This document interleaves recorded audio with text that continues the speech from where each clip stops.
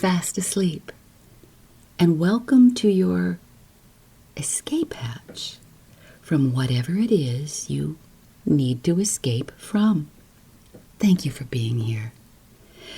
Well, there's quite a bit to escape into with this week's episode and our author, Pulitzer Prize and National Book Award winner, Conrad Aiken.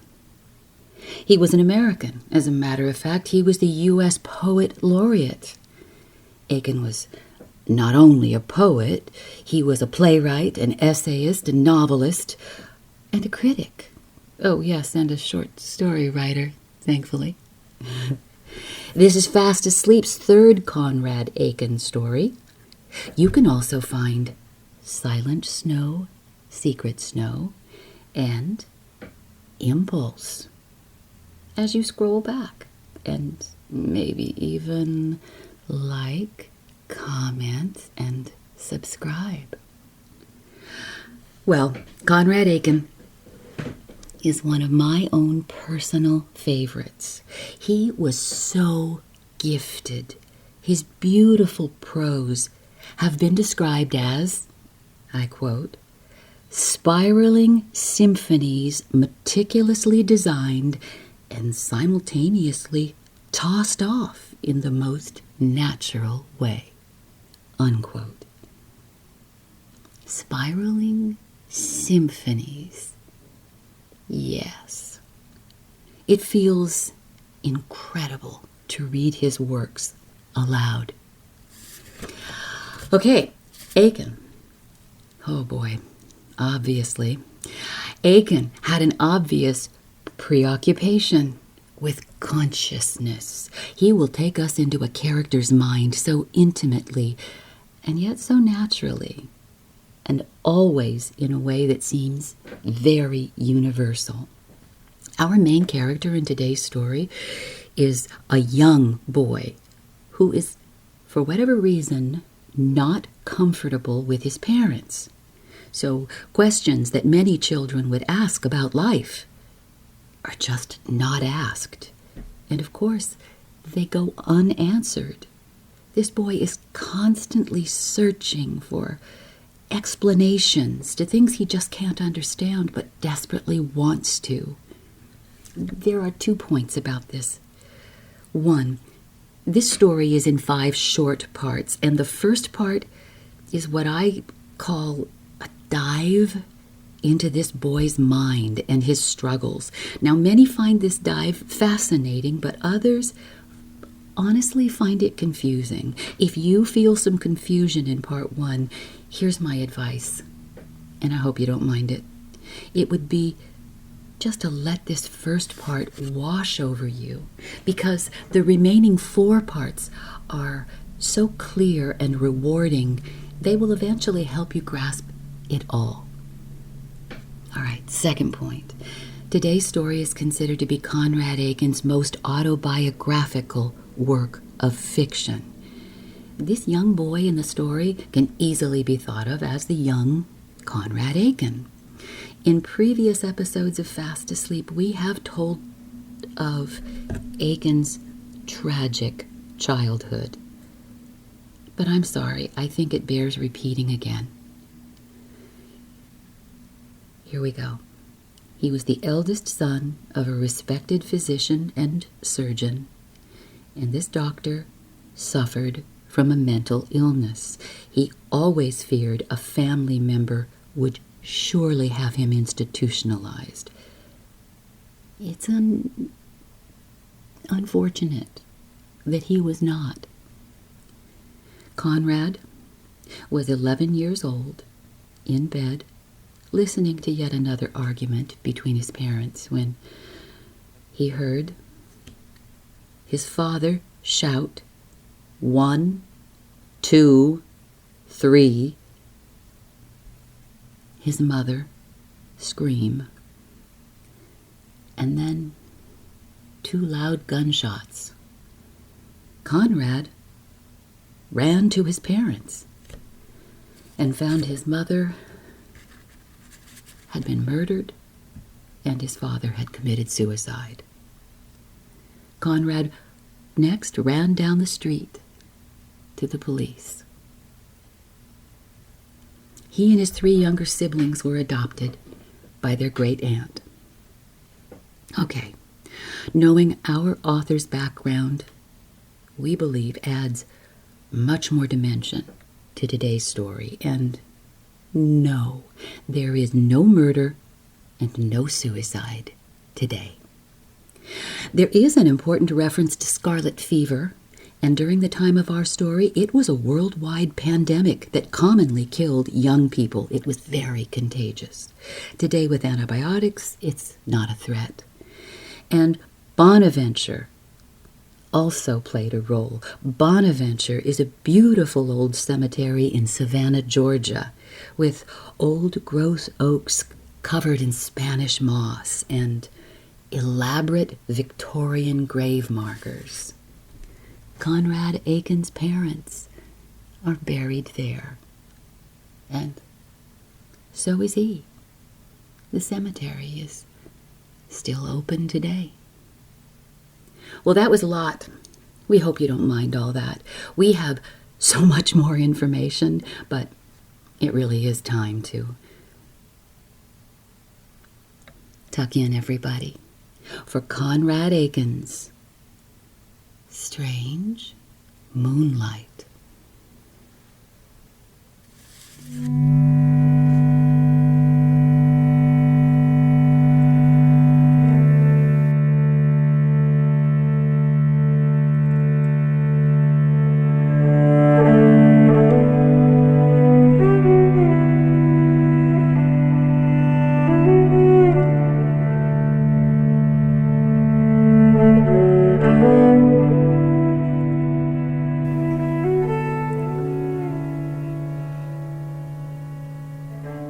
Part 1. It had been a tremendous week. Colossal. Its reverberations around him hardly yet slept. His slightest motion or thought made a vast symphony of them, like a breeze in a forest of bells. In the first place, he had filched a volume of Poe's tales from his mother's bookcase, and had had in consequence a delirious night in Inferno. Down he had gone, with heavy clangs about him, coiling spouts of fire licking dryly at an iron sky, and a strange companion of protean shape and size, walking and talking beside him. For the most part, this companion seemed to be nothing but a voice and a wing, an enormous jagged black wing, soft and drooping like a bat's. He had noticed veins in it. As for the voice, it had been singularly gentle. If it was mysterious, that was no doubt because he himself was stupid. Certainly it sounded placid and reasonable, exactly, in fact, like his father's explaining a problem in mathematics. But though he had noticed the orderly and logical structure and felt the inevitable approach toward a vast and beautiful, or terrible, conclusion, the nature and meaning of the conclusion itself always escaped him. It was as if always he had come just too late. When, for example, he had come at last to the black wall that enclosed the infernal city, and had seen the arched gate, the voice had certainly said that if he hurried, he would see through the arch a far, low landscape of extraordinary wonder. He had hurried, but it had been in vain. He had reached the gate, And for the tiniest fraction of an instant, he had even glimpsed the wide green of fields and trees, a winding blue ribbon of water, and a gleam of intense light touching to brilliance some far object.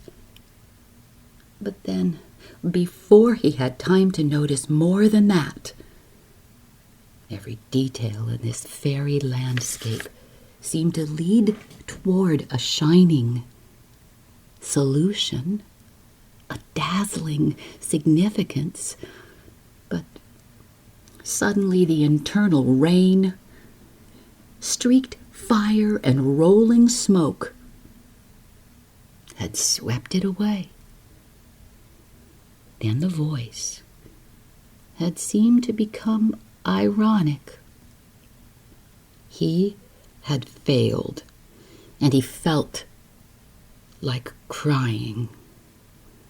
He had still the next morning felt that he might, if the opportunity offered, see that vision. Oh, it was always just round the corner, just at the head of the stairs, just over the next page. But other adventures had intervened. Prize day at school had come upon him as suddenly as a thunderstorm. The ominous, hushed gathering of the entire school into one large room, the tense air of expectancy, the solemn speeches, all had reduced him to a state of acute terror. There was something unintelligible and sinister about it. He had, from first to last, a peculiar physical sensation that something threatened him, and here and there in the interminable, vague speeches, a word seemed to have eyes and to stare at him. His presence had been correct. Abruptly, his name had been called. He had walked unsteadily, amid applause, to the teacher's desk, had received a small black pasteboard box, and then had cowered in his chair again with the blood in his temples beating like gongs. When school was over, he had literally run away. He didn't stop till he reached the park, and there, among the tombstones, the park had once been a graveyard, and trumpet vines, he sat on the grass and opened the box. He was dazzled. The metal was of gold and rested on a tiny blue satin cushion. His name was engraved on it. Yes, actually cut into the gold. He felt the incisions with his fingernail. It was an experience not wholly to be comprehended. He put the box down in the grass and detached himself from it. Lay full length, resting his chin on his wrist, and stared, first at a tombstone, and then at the small gold object, as if to discover the relation between them. Hummingbirds, tombstones, trumpet vines, and a gold medal. Amazing. Well, he unpinned the medal from its cushion, put the box in his pocket, and walked slowly homeward, carrying the small, live, gleaming thing between fingers and thumb as if it were a bee. This was an experience to be carefully concealed from mother and father. Possibly he would tell Mary and John. Unfortunately, he met his father as he was going in the door and was thereafter drowned for a day in a glory without significance. He felt ashamed and put the medal away in a drawer, sternly forbidding Mary and John to look at it. Even so, he was horribly conscious of it. Its presence there burned him unceasingly. Nothing afforded escape from it, not even sitting under the peach tree and whittling a boat.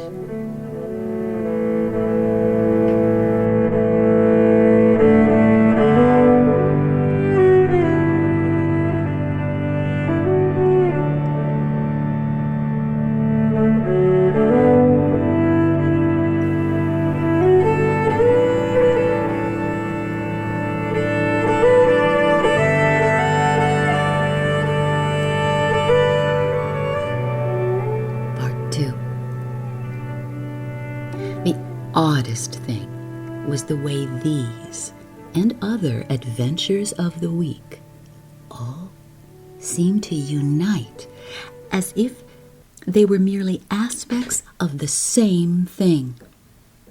Everywhere lurked that extraordinary hint of the enigma and its shining solution.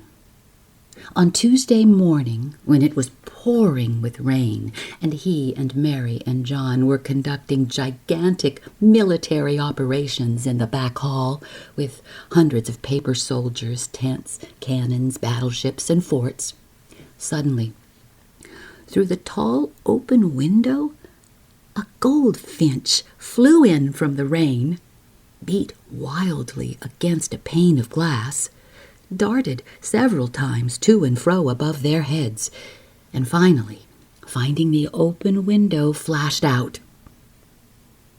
It flew to the peach tree, rested there for a moment, and then over the outhouse and away. He saw it rising and falling in the rain. This was beautiful. It was like the vision in the infernal city, like the medal in the grass. He found it impossible to go on with the Battle of Gettysburg, and abandoned it to Mary and John, who instantly started to quarrel. Escape was necessary, and he went into his own room, shut the door, lay on his bed, and began thinking about Caroline Lee. John Lee had taken him there to see his new air gun and a bag of BB shot.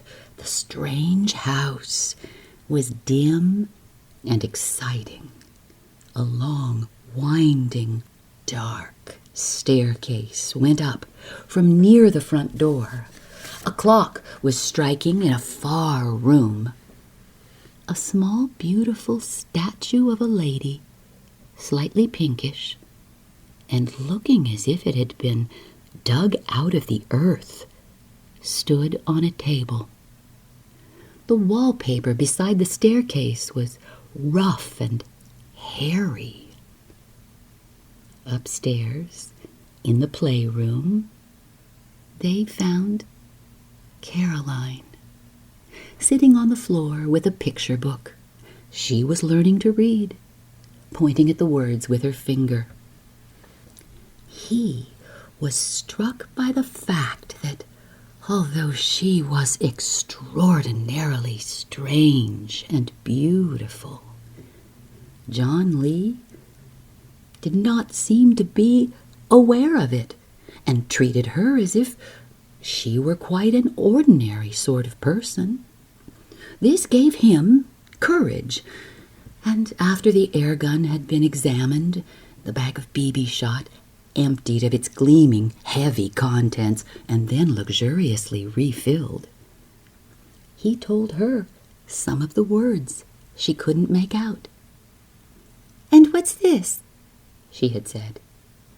He could still hear her say it quite clearly. She was thin, smaller than himself, with dark hair and large, pale eyes, and her forehead and hands looked curiously transparent. He particularly noticed her hands when she brought her $5 gold piece to show him, opening a little jewel box, which in it also a necklace of yellow beads from Egypt and a pink shell from Tybee Beach. She gave him the gold piece to look at, and while he was looking at it, put the beads round her neck. "Now, I'm an Egyptian," she said, and laughed shyly, running her fingers to and fro over the smooth beads. A fearful temptation came upon him. He coveted the gold piece and thought it would be easy to steal it. He shut his hand over it, and it was gone. If it had been John's, he might have done so, but as it was, he opened his hand again and put the gold piece back in the box. Afterwards, he stayed for a long while, talking with John and Caroline. The house was mysterious and rich, and he hadn't at all wanted to go out of it or back to his own humdrum existence. Besides, he liked to hear Caroline talking.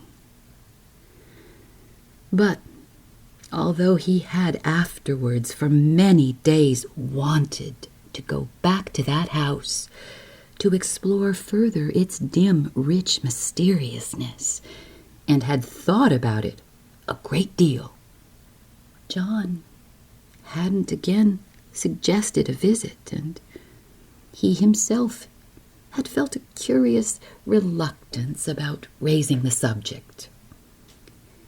It had been apparently a vision that was not to be repeated, an incursion into a world that was so beautiful and strange that one was permitted of it only the briefest of glimpses. He had to reassure himself that the house was really there, and for that reason he made rather a point of walking home from school with John Lee. Yes, the house was there. He saw John climb the stone steps and open the huge green door. There was never a sign of Caroline, however, nor any mention of her, until one day he heard from another boy that she was ill with scarlet fever, and observed that John had stayed away from school. The news didn't startle or frighten him. On the contrary, it seemed just the sort of romantic privilege in which such fortunate people would indulge. He felt a certain delicacy about approaching the house, however, to see if the red quarantine sign had been affixed by the door, and carefully avoided Gordon Square on his way home from school. Should he write her a letter or send her a present of marbles? For neither action did there seem to be sufficient warrant.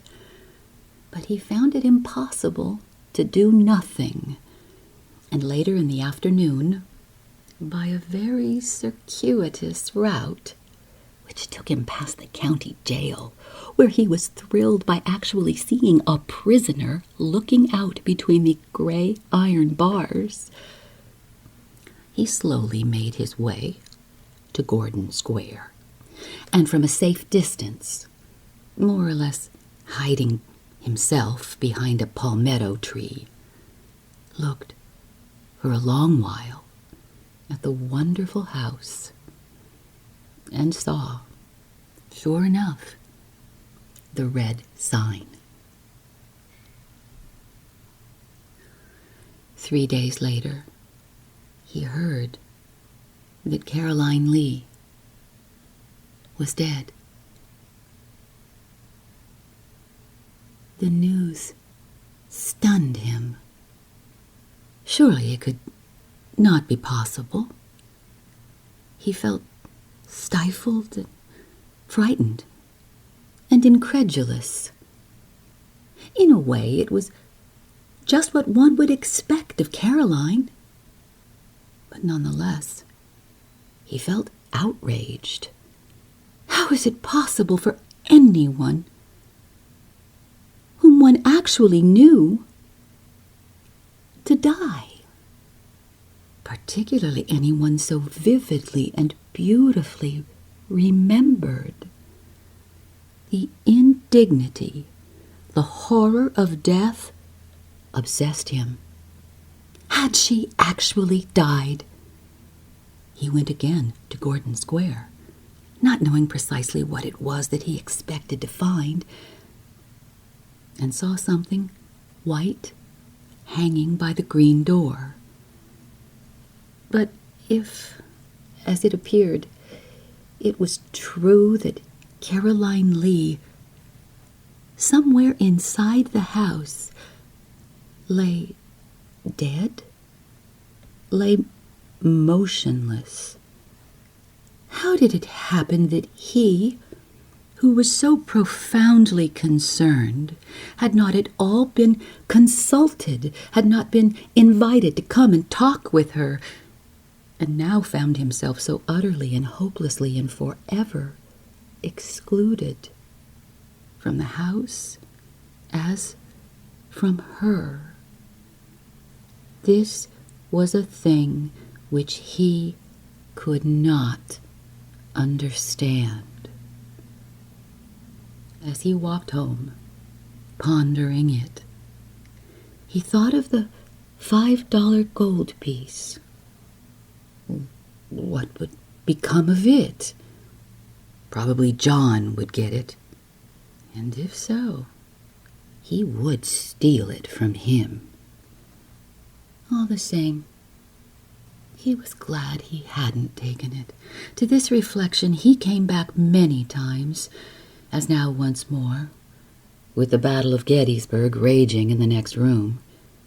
If he had actually taken it, what a horror it would have been. As it was, the fact that he had resisted the temptation and restored the gold piece to the box, it seemed to have been a tribute to Caroline's beauty and strangeness. Oh, yes, for nobody else would he have made the refusal, nobody on earth. But for her, it had been quite simple, a momentary pang quickly lost in the pleasure of hearing her voice, watching her pale hands twisting the yellow beads, and helping her with her reading. "And what's this?" she had said. And now, "I'm an Egyptian." What was death that could put an end to a clear voice saying such things?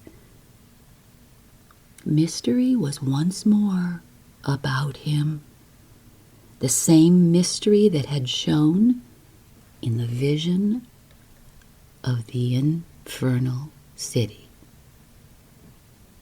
There was something beautiful which he could not understand. He had felt it while he was lying in the grass among the tombstones looking at the metal. He had felt it when the goldfinch darted in from the rain and then out again. All these things seemed in some curious way to fit together.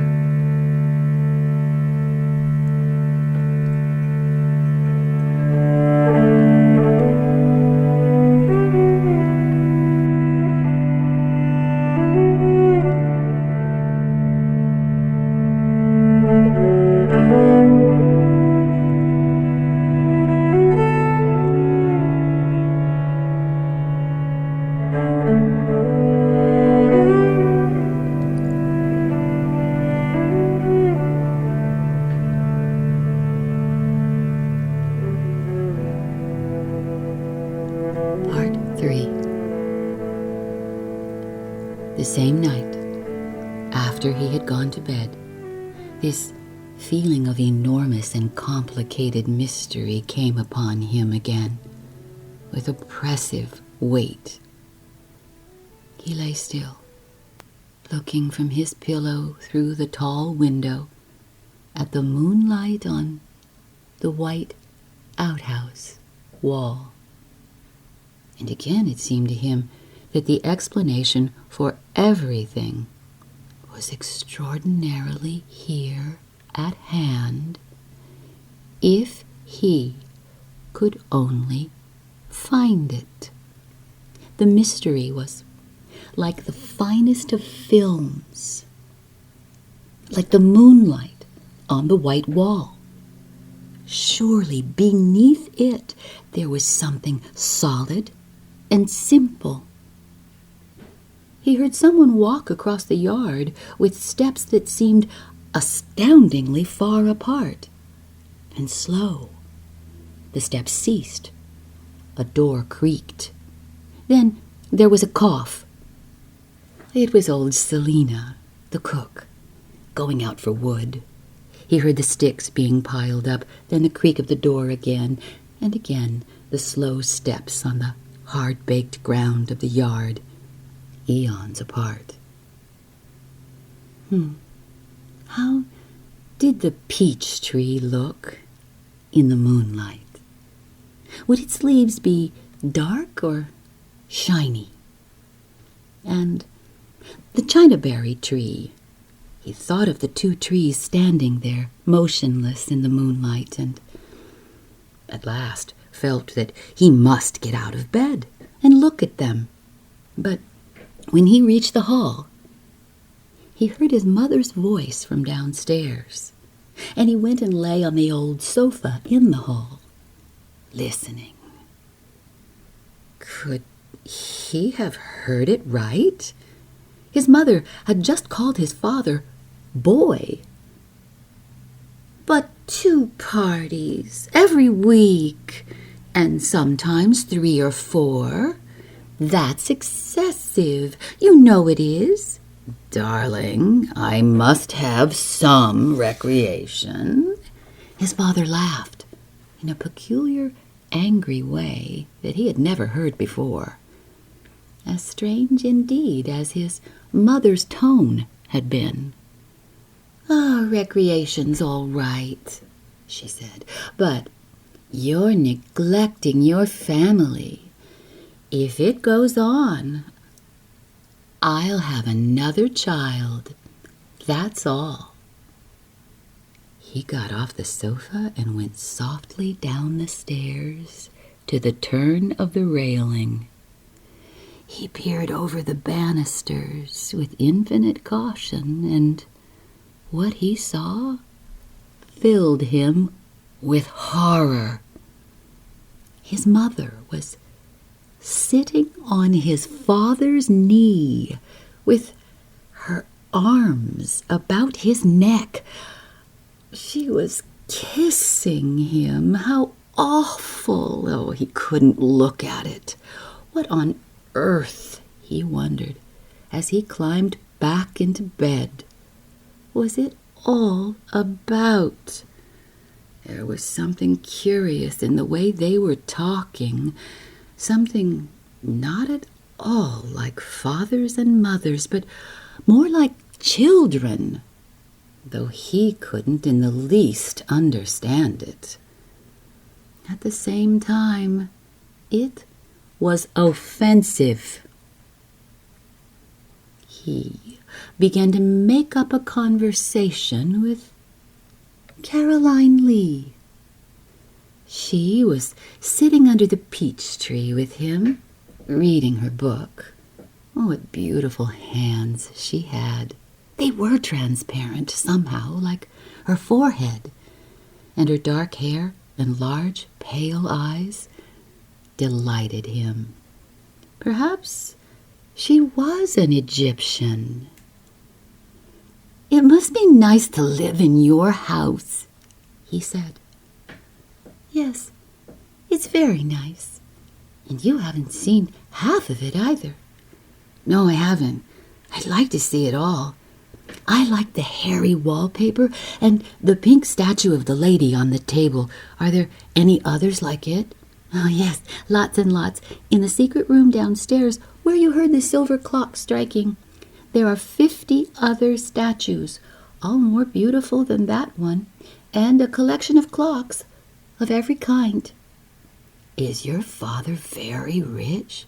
Yes, he's richer than anybody. He has a special carved ivory box to keep his collars in. What does it feel like to die? Were you sorry? Very sorry. But it's really quite easy. You just hold your breath and shut your eyes. And when you're lying there, after you've died, you're really just pretending. You keep very still and you have your eyes almost shut. But really, you know everything. You watch the people and listen to them. But don't you want to talk to them or get out of bed or out of your coffin? Well, yes, at first you do, but it's nicer than being alive. Why? Oh, I don't know. You understand everything so easily. How nice that must be. It is. But after they've shut you up in a coffin and sung songs over you and carried you to Bonaventure and buried you in the ground and you're down there in the dark with all that earth above you, isn't that horrible? Oh, no. As soon as nobody's looking, when they all go home to tea, you just get up and walk away. You climb out of the earth just as easily as you'd climb out of bed. That's how you're here now, I suppose. Of course. Well, it's very nice. It's lovely. Don't I look just as well as ever? Yes, you do. There was a pause, and then Caroline said, I know you wanted to steal my gold piece. I was awfully glad when you put it back. If you had asked me for it, I'd have given it to you. I like you very much, Caroline. Can I come to Bonaventure and play with you? I'm afraid not. You'd have to come in the dark. But I could bring a lantern. Yes, you could do that. It seemed to him that they were no longer sitting under the peach tree, but walking along the white shell road to Bonaventure. He held the lantern up beside a chinquapin tree, and Caroline reached up with her pale small hands and picked 2 chinquapins. And then they crossed the little bridge, walking carefully between the rails on the sleepers. Mossy trees were all about them. The moss in long festoons hung lower and lower and thicker, and the wind made a soft, seething sound as it sought a way through the gray, ancient forest.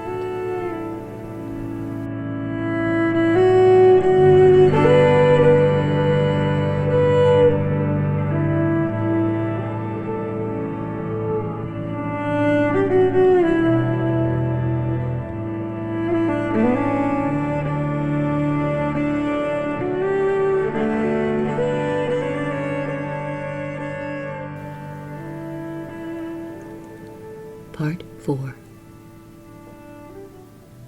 It had been his intention to explore, the next morning, the vault under the mulberry tree in the park. His friend Harry had mentioned that it was open and that one could go down very dusty steps and see on the dark floor a few rotted boards and a bone or two. At breakfast, he enlisted Mary and John for the expedition, but then there were unexpected developments. His father and mother had abruptly decided that the whole family would spend the day at Tybee Beach. This was festive and magnificent beyond belief. The kitchen became a turmoil.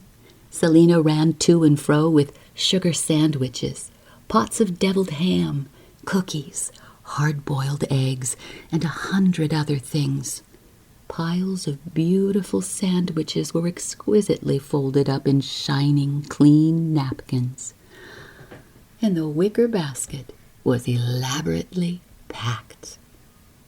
John and Mary decided to take their pails with them and stamped up and down stairs, banging the pails with the shovels. He himself was a little uncertain what to take. He stood by his desk, wondering. Well, he would like to take Poe's Tales, but that was out of the question, for he wasn't supposed to have the book at all. Marbles also were dismissed as unsuitable. He finally took his gold medal out of its drawer and put it in his pocket. He would keep it a secret, of course. All the way to the station, he was conscious of the medal burning in his pocket. He closed his fingers over it and again felt it to be a live thing, as if it were buzzing, heating, invisible wings. Would his fingers have a waxy smell, as they did after they'd been holding a June bug or tying a thread to one of its legs? Father carried the basket. Mary and John clanked their pails. Everybody was talking and laughing. They climbed into the funny, undignified little train, which almost immediately was lurching over the wide green marshes, rattling over red iron bridges, enormously complicated with girders and trusses. Great excitement when they passed the gray stone fort, Fort Pulaski. They'd seen it once from the river when they were on the steamer going to the islands. His father leaned down beside Mary to tell her about Fort Pulaski, just as a cloud shadow crossing it made it somber. How nice his father's smile was. He had never noticed it before. It made him feel warm and shy. He looked out at the interminable green marshes, the flying clouds of rice birds, the channels of red water lined with red mud, and he listened intently to the strange, complex rhythm of the wheels on the rails and the prolonged, melancholy wail of the whistle. How curious it all was. His mother was sitting opposite him, very quiet, her gray eyes turned absently toward the window. She wasn't looking at things, she was thinking. If she'd been looking at things, her eyes would have moved to and fro, as Mary's were doing. "Mother," he said, "did you bring our bathing suits?" "Yes, dear."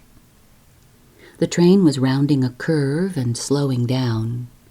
They had suddenly left the marshes and were among low sand dunes covered with tall grass. He saw a man, very red-faced, just staggering over the top of one of the dunes and waving a stick. Oh, it was hot! They filed slowly off the train and one by one jumped down into the burning sand. How strange it was to walk in. They laughed and shrieked, feeling themselves helpless. They ran and jumped, straddled up steep, root-laced sides of dunes, and slid down again in slow, warm avalanches of lazy sand. Mother and father, picking their way between the dunes, walked slowly ahead, carrying the basket between them. His father pointed at something. Oh, the sunlight came down heavily, like sheets of solid brass, and they could feel the heat of the sand on their cheeks.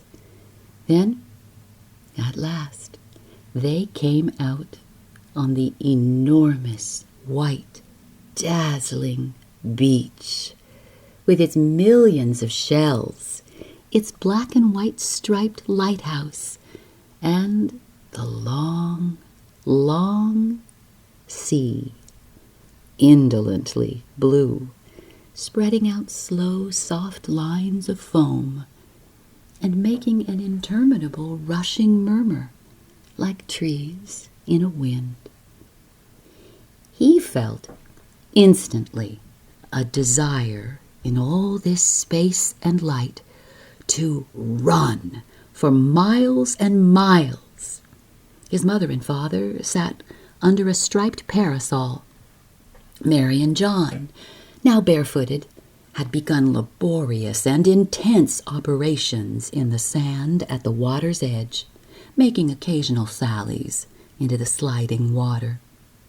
He began walking away along the beach, close to the waves, keeping his eye out for any particularly beautiful shell and taking great care not to step on jellyfish.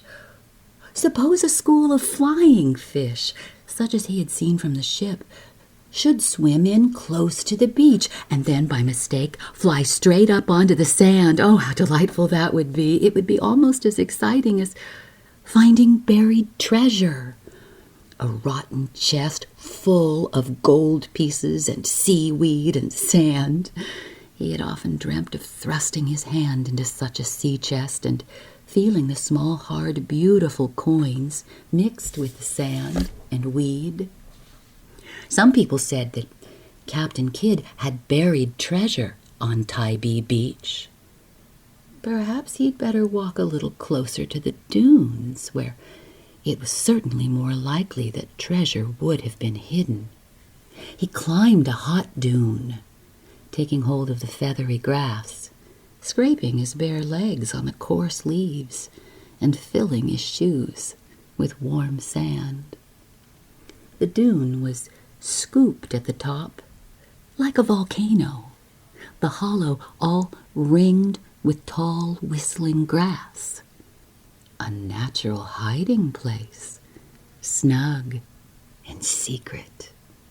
He lay down, made excessively smooth a hand's breadth of sand, then took the metal out of his pocket and placed it there.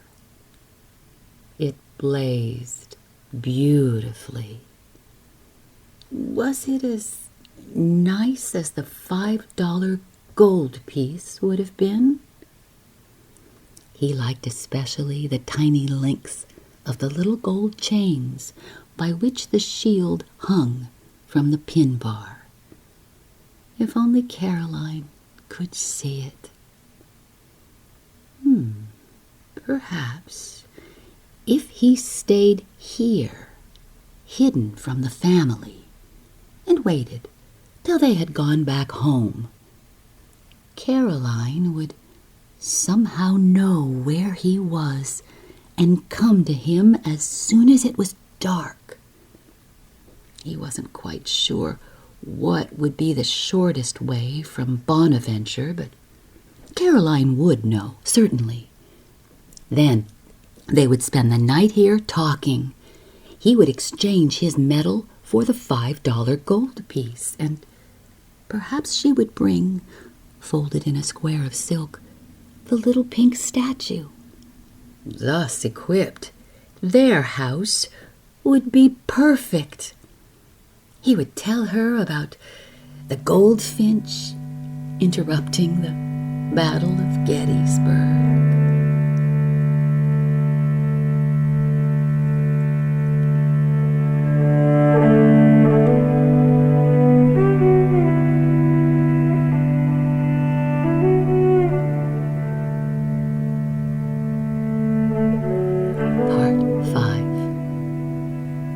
The chief event of the afternoon was the burial of his father, who had on his bathing suit He and Mary and John all excitedly labored at this. When they got one leg covered, the other would suddenly burst hairily out, or an arm would shatter its mold, and his father would laugh uproariously. Finally, they had him wholly buried, all except his head, in a beautiful smooth mound. On top of this, they put the two pails, a lot of pink shells, in a row, like the buttons of a coat, and a collection of seaweeds. Mother, lying under her new parasol, laughed lazily, deliciously.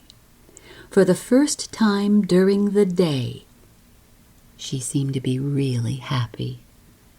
She began pelting small shells at Father, laughing in an odd, delightful, teasing way, as if she was a girl and Father pretended to be furious. How exactly like a new grave he looked. It was singularly as Caroline had described it, for there he was, all alive in it, and talking, and able to get up whenever he liked. Mary and John, seeing Mother throw shells, and hearing her teasing laughter and Father's comic rage, became suddenly excited. They began throwing things wildly, shells, handfuls of seaweed, and at last, sand. At this, Father suddenly leapt out of his tomb, terrifying them, scattered his grave clothes in every direction, and galloped gloriously down the beach into the sea. The upturned brown soles of his feet followed him casually into a long, curling green wave. And then his head came up, shaking like a dog's, and blowing water, and his strong white arms flashed slowly over and over in the sunlight as he swam far out. How magnificent! He would like to be able to do that, to swim out and out and out, with a seagull flying close beside him, talking. Later, when they had changed into their clothes again, in the salty-smelling wooden bathhouse, they had supper on the veranda of the huge hotel. A band played, waiters bowed and grinned, the sky turned pink and began to dim. The sea darkened, making a far, sorrowful sound, and twilight deepened slowly, slowly into night. The moon, which had looked like a white, thin shell in the afternoon, turned now to the brightest silver, and he thought, as they walked silently toward the train, of which they could see the long row of yellow windows, that the beach and dunes looked more beautiful by moonlight than by sunlight. How mysterious the flooded marshes looked, too, with the cold moon above them. They reminded him of something. He couldn't remember what. Mary and John fell asleep in the train. His father and mother were silent. Someone in the car ahead was playing a concertina, and the plaintive sound mingled curiously with the clacking of the rails, the rattle of bridges, the long, lugubrious cry of the whistle. Where was it they were going?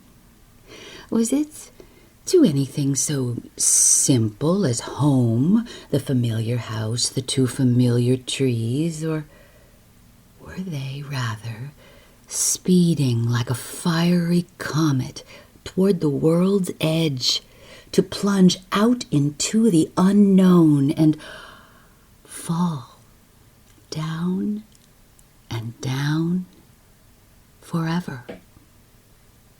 No, certainly it was not to the familiar.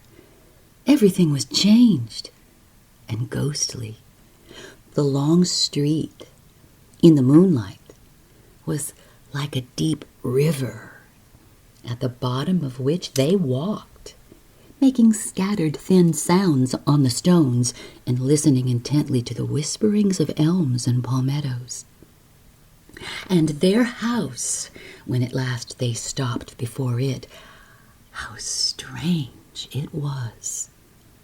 The moonlight falling through the two tall swaying oaks cast a moving pattern of shadow and light all over its face, slow swirls and spirals of black and silver, dizzy gallops, quiet pools of light, abruptly shattered, all silently followed the swishing of leaves against the moon. It was like a vine of moonlight which suddenly grew all over the house, smothering everything with its multitudinous swift leaves and tendrils of pale silver, and then as suddenly faded out. He stared up at this while his father fitted the key into the lock, feeling the ghostly vine grow strangely over his face and hands. Was it in this, at last, that he would find the explanation of all that bewildered him? Caroline, no doubt, would understand it. She was a sort of moonlight herself. He went slowly up the stairs, but as he took the medal and a small pink shell out of his pocket and put them on his desk, he realized at last that Caroline was dead. Good night.